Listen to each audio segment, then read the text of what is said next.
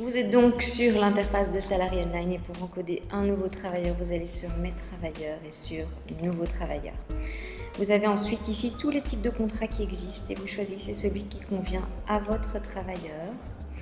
Vous allez voir qu'un nouveau numéro va apparaître ici. C'est un numéro qui va permettre à Salary Solutions de savoir qui est votre travailleur et donc il n'est pas nécessaire de le changer.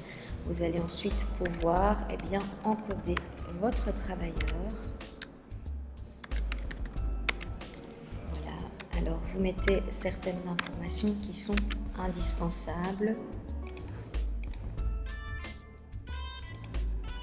Voilà. Ensuite, comme par exemple le numéro de registre national qui va permettre d'établir la DIMONA. Cette DIMONA va se faire automatiquement, donc vous n'avez rien à faire à ce niveau-là. Donc certaines données sont indispensables.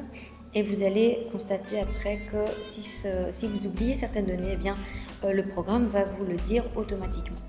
Ici, vous avez la possibilité de mettre le numéro de compte bancaire de votre travailleur. Ça va vous permettre d'avoir son numéro automatiquement lorsque le listing bancaire avec les salaires à verser est édité. Vous allez à chaque fois avoir le numéro de compte de votre travailleur à côté, ce qui va vous permettre de vous faciliter les choses. Vous allez ensuite ici mettre l'état civil de votre travailleur avec le nombre d'enfants à charge, s'il y en a. Ensuite, vous allez sur le contrat, vous mettez la date de début de contrat et une date de fin s'il s'agit d'un contrat à durée déterminée.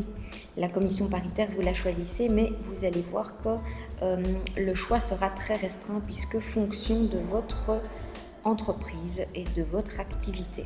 Donc vous n'aurez pas beaucoup de choix, vous aurez le choix qui s'adapte à votre activité. Vous avez ici la possibilité de choisir le département et ces départements, vous pouvez les commander en quelque sorte à Salary Solutions en fonction de vos besoins. Vous allez ensuite pouvoir créer l'occupation, donc l'horaire de votre travailleur. Soit vous choisissez un horaire déjà existant, ou vous avez la possibilité d'en créer un nouveau s'il n'existe pas encore. Et donc ici, vous allez avoir la fraction de temps de travail, le nombre de jours de travail par semaine.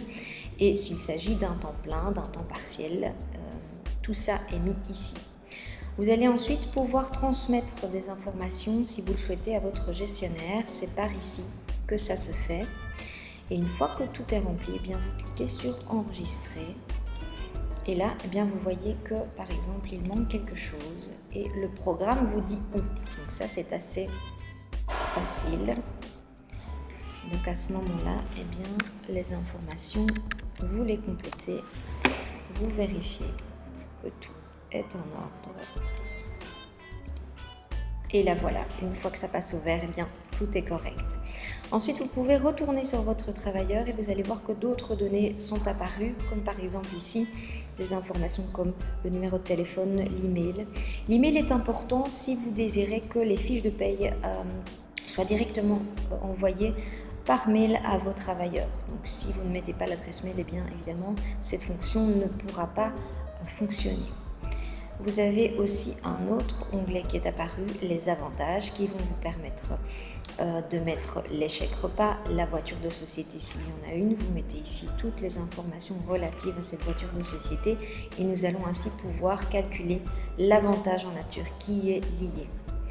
Et enfin, l'onglet DIMONA où va apparaître le numéro DIMONA de votre travailleur.